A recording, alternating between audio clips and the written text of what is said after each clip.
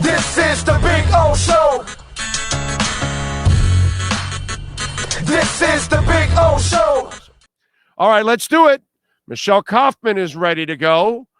She covers the hottest team in South Florida, the hottest team maybe in all of the MLS right now, and that is InterMiami. Follow her on Twitter at Kauf Sports. Catch her exceptional work there at the Miami Herald.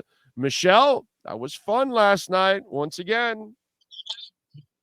I know. I have to say, I thought, okay, finally, Mr. Messi and his buddies are going to have a test, a true test. Philadelphia Union is one of the top teams in MLS. Jim Curtin is one of the smartest, most brilliant coaches in this league. He really is. They've had incredible success, especially at home. They had won 28 of the last 29 games at home. They had only lost one home game in the last 29 games. This year, in general, they only had one loss the whole season. In March, they lost by 1 goal to Orlando, and that's it. They have not had any more losses the whole year. We're talking about one of the strongest teams with one of the best coaches, with a fan base that's really loud and very Philly. You know, they were not going to give him a warm welcome. They booed him at the beginning, even though there were a lot of Messi shirts in the stands, but they did get booze.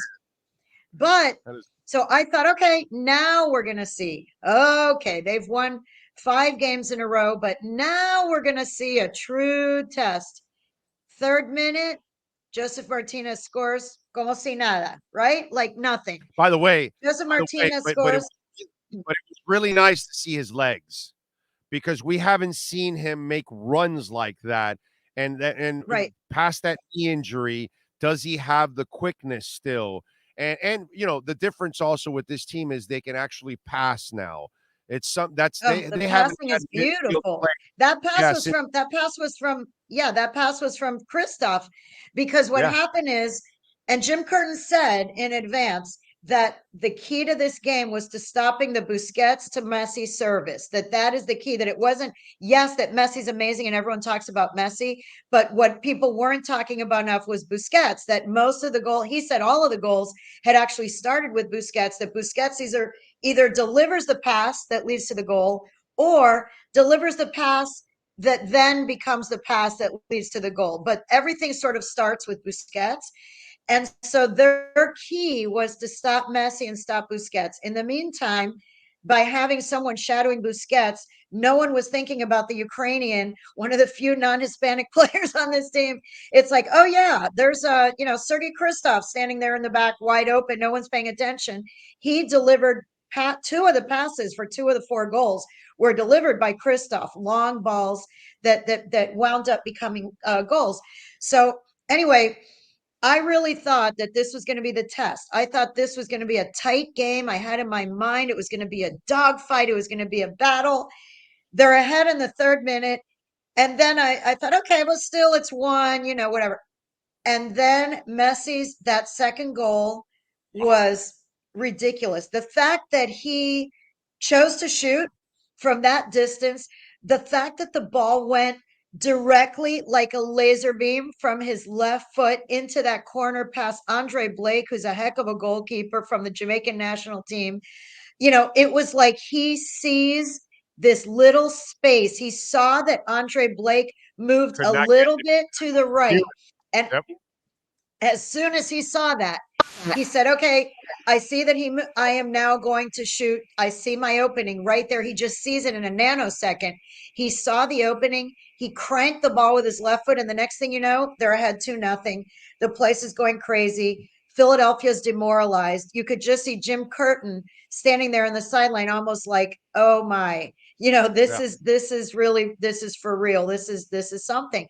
And then to get a 3rd goal, before halftime. When you go into a game leading 3-0 at halftime and you have Messi, Busquets, and Alba on the field, and Alba scored the 3rd goal, when you have that happening, what are you thinking if you're Philadelphia Union? What are you thinking if you're Jim Curtin? We're down 3-0 and we're going to come out for the second half and Busquets and Alba and Messi are standing there still. They haven't gone away. They're coming out for the second half.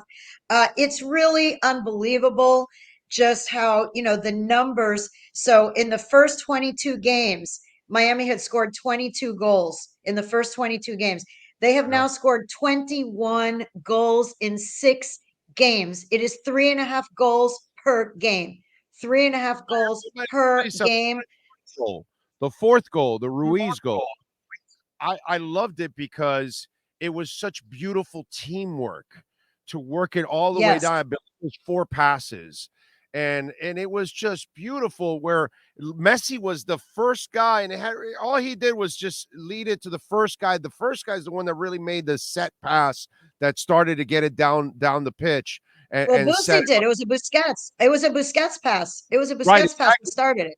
Yes. Right, exactly. And that's what I love that, and I told you yesterday, the young guys are all getting fast tracked now because now they're learning how to play the game at another level with these other guys who see the game completely different. And this is going to make Cremaschi and Ruiz and all these young cats so much better, man.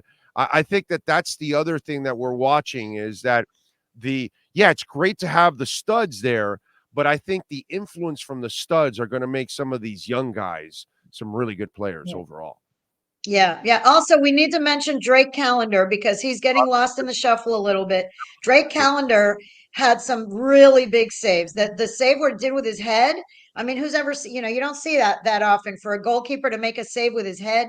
And he had to reach out and make a couple of really big saves. That could have been, if a couple of those go in, that's a 4-2, a 4-3 game. That's not a 4-1 game anymore. That's right. Yeah. No, you're right. The one he punched out on the far right. Cut off there. You got the one he had to dive to the far right. That was a hell of a save by him, dude. I mean, and by the way, he has not been forgotten. He was our KSDT CPA MVP. Our Cutter's Edge MVP of the night. So, because obviously we fall in love with offense, but I gave Drake Callender love today because he's been awesome, man. He's been awesome. He has. He's been really awesome, and it's hard with all the excitement going on with Messi and friends to remember that Drake Callender. Yeah, that save you're talking about where he dove and punched it. That most times that's a goal. Most times that's a goal, and just by keeping the gap so big, that kept them ahead. If Philadelphia scores, they get a little closer. The crowd gets excited. The momentum starts to change a little. Every save that he made kept them at bay. It was like, nope, we're still ahead. We're still ahead by 3. We're still ahead by 3. We're still ahead by 3. Don't get any ideas, Philadelphia Union. So he's really done a tremendous job. And it's incredible to watch. And, I have to tell you that at the beginning, when Messi was coming, and even when Busquets was going to come, and Jordi Alba, and all of this stuff, I thought there was going to be an adjustment period. I didn't think that they'd be able to dominate the way they have, and they have just completely dominated to the point that I'm now thinking the unthinkable. I'm thinking the unthinkable, which is that can they go from the bottom of the league to the playoffs? I say yes. I say at this point, anything is possible. I'm saying nothing is impossible with this group anymore. I mean, there's 12 games left once they start the season. Wait a minute, Michelle, they're only going to get better. They're only going to get healthier. Gregory's going to come back very soon. He's been practicing for a while. That's their best defender. So you're only going to get better. These young guys are just going to pick up more experience. The 20-year-old transfers are only going to get better here, overall. So, I agree with you. This team still has actually not played at its peak because it's still not fully healthy yet. And when that's what Data said. Yes. Data said it last night after the game. He keeps saying it after every game. He makes a point.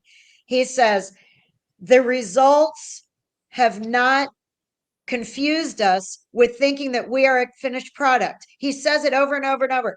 He says, we are not a finished product just because we've lost 6 games in a row. We are rolling. We're fortunate. We're happy to have won these 6 games.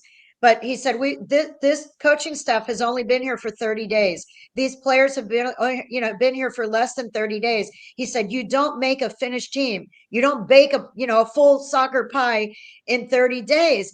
He said, first of all, yes, the Gregory's going to come back from injury. Mota is practicing again. Stefanelli is practicing again. These guys have been injured. So they're all going to come back. You've got the 3 young under 22s that they just signed, from 2 from Argentina, 1 from Paraguay. And so all of these players are being integrated. The injured players are going to come back. They're going to become deeper than they even are right now. And Tata keeps saying, we are not a finished product. Don't think we're a finished product. So that is scary, to think that this team is averaging 3.5 goals a game and they've won 6 in a row after not winning 11 in a row. So win 6 in a row with the margin that they're winning. And by the way, this is not a finished product. They're going to get better. They're going to get stronger. If I were the other teams in MLS, I'd be pretty nervous right now. I really would. Yeah, no, I can't wait to get Gregory back, because that really is going to strengthen the back line. And if you can, with that goalie and a back line and that offense, oh my God, it's what the coach said. Once that first goal was scored, now you're playing from behind. And that's the other thing, that this team now, because of all the offensive pressure that they're putting on people, it's almost like your opponent is terrified the second you score, because it almost becomes an insurmountable thing, because now you've got to keep up with this machine that is producing goals like crazy. And it's something that nobody else. Right. They've now scored in the first 8 minutes. Almost every game of the 6, they have scored in the first 8 minutes. And when you do that, like you said, every team comes out thinking probably, okay, how good can they be? Are they really that good? We're going to be the team that's going to beat them. We're going to, at least they have to tell themselves that in their heads, right? We're going to be the team that's going to beat Messi. We're going to be the team that's not going to allow them to score in the first 8 minutes. And every coach is trying to come up with a plan. And every single game after game, they're scoring in the first few minutes. And when that happens, the other team is on their heels. The other team starts to doubt itself. The other team starts to think, wow, they really are a completely different InterMiami team. Maybe they are that good. And all these doubts start to get in their head. And then the next thing you know, Messi scores. And then it's 2-0. And then it's 3-0 at halftime. And then, you just knew when it's 3-0 at halftime, it was going to be very hard for Philadelphia, even at home, even as good as they are. And Jim Curtin changed their formation. They did become better in the second half, and they made things more difficult, and they scored on a corner kick. But most people were thinking there's no way they're going to come back from down 3-0 against this team, No. So it's going to be really fun to watch. There's the U.S. Open Cup semifinal. Well, first we have Saturday in Nashville. I will be there Saturday in Nashville. I'm flying up to cover the championship game. This would possibly be the first trophy that InterMiami will ever win in their 4 years. They've never even played for a trophy. They now have a really good chance to be able to pose for those photos with Messi in the middle, holding up you can just picture it already, right? Messi in the middle, holding up the trophy, everybody around him. So that's going to be Saturday. Then next Wednesday in Cincinnati, they play the U.S. Open Cup semifinal. There's another tournament going on simultaneously, which everyone's kind of forgotten about. They're already in the semifinal there. Phil Neville did lead them. Without Messi, they did get to the semifinal U.S. Open Cup. And if they win that game Wednesday, they will be in the final of the U.S. Open Cup, a chance to win a second trophy. And then on the 26th, next Saturday, New York Red Bulls will be their first game back in the league, back in MLS in last place. Let me just say a reminder to everybody, this is still the last place team in MLS. On paper, this is still the last place team in the entire league, and yet it is somehow the best team. It's the best team in MLS, and it's the worst team in MLS because they haven't been playing league games for 1 month. They've been on hiatus. The league starts again a week from Saturday in New York, and there is going to be the excitement of can Messi and Tata and Busquets, Jordi, and all of what they've done, can they lead this team from the cellar, from the basement of this league to the playoffs? Can they do it? And if they do, if they make the playoffs anything is possible because any one and done game in the playoffs, I would not bet against this team. So it's going to be really interesting from now for the next 8 weeks. Fans are going to have a lot to look forward to in the next 8 weeks. And by the way, Nashville looked really good. They looked good last night. They won 2-0. I know I watched the game. I was rooting for Monterrey because obviously Miami would have hosted if Monterrey would have won. Yes, so I was rooting for Monterrey too because if Monterrey had won, the game would have been here. It would have been a home game for the championship, and that would have been better. Now it is in Nashville. The Nashville fans are going to be fired up. But Nashville, I mean, they did win by 2, but they didn't score till the very end. It was 0-0 most of the game. No, I know. But side note, did you notice who scored the second goal for Nashville? Yes, Fafa. Yeah. Fafa Pico, my South Florida native. Our former Miami FC. Yeah. Former Miami FC, Haitian American local guy. Yes. And by the way, for Philadelphia, Alejandro Bedoya scored their only goal, also South Florida product. So let's give it up today, a shout out to South Florida soccer because Alejandro Bedoya scored for Philadelphia, who's from here and played at Weston. And Fafa Pico, also from South Florida, played at Killian High School briefly, my alma mater, and played at Coral Reef High, my daughter's alma mater. Local guy, Haitian American, also scored for Nashville. So, maybe the Messi magic is even the Messi influence is even influencing other South Florida players who don't even play for Miami. And you see who changed jerseys with Messi in the game? It was Carranza. It was Carranza. It was Carranza. And they had said hi to each other before the game too. Carranza went over and they said hi to each other. Of course, a fellow Argentine who had played for Inter Miami and is now one of the leading scorers there. And a lot of the fans were mad from Philadelphia that he didn't play, that Jim Curtin didn't put him in, but he had a hamstring injury. He was on the roster just in case they went to PKs and they absolutely needed somebody. But Jim Curtin said, believe me, if I could have played him, I would have. He has 10 goals already this year. But he was unable to play, which I'm sure he was extremely disappointed not to get to play against his boyhood idol. But he did get his sweaty jersey. Yes. All right. I got one more because I got Ira next year. We got Ira next year. We got to go to Ira. But one more. It's been one thing that the Moss brothers have to fix. Cheesy. You're finally getting Messi a month after you're right. They got to fix that shit. He's got to talk all the time. Superstars talk all the time. He's got to talk at least once a week. I know he's not going to say much because I've heard his interviews. I know, but you got, dude. He's talking tomorrow. He's having a press conference tomorrow. Just so you know. He has to do it more often, Michelle. He has to do it more often. This is ridiculous that this is the first time he talks. It's going to be 5 weeks in from when he's been here, from when the time he talks. It's kind of crazy. He's got to do better than that. They've got to do better than that, right? I mean, come on. You guys. Yeah. It's a different culture here in the United States. All the stars speak in all the sports. LeBron, Michael Jordan. I mean, whatever NFL quarterbacks. I mean, that's what we do here. Our sports stars talk to us. That's how it is. Yeah. All right. Follow her on Twitter at Koff Sports. Subscribe to the Herald so you can stay up with everything going on with Inter Miami. Safe travels, Michelle. We'll catch up next week. Thank you. Thank you. Also, I have a podcast too. I love Big O and I love your podcast, but I have a podcast now too. It's called Inside Inter Miami. So be sure to check that out too. It comes out on Thursdays on YouTube and Spotify and all the other places. So thank you. Watch us both. Watch Big O on Wednesday. Watch me on Thursday. There you go. Make sure you support Michelle Kaufman. She's always getting it done. Michelle, support local media. Support local media. Support local media. Thank you. Damn right. That Lord knows that's what this platform does. Thank you, Michelle. Appreciate you. There you go, Michelle Kaufman. There you go from the Miami Herald. Great.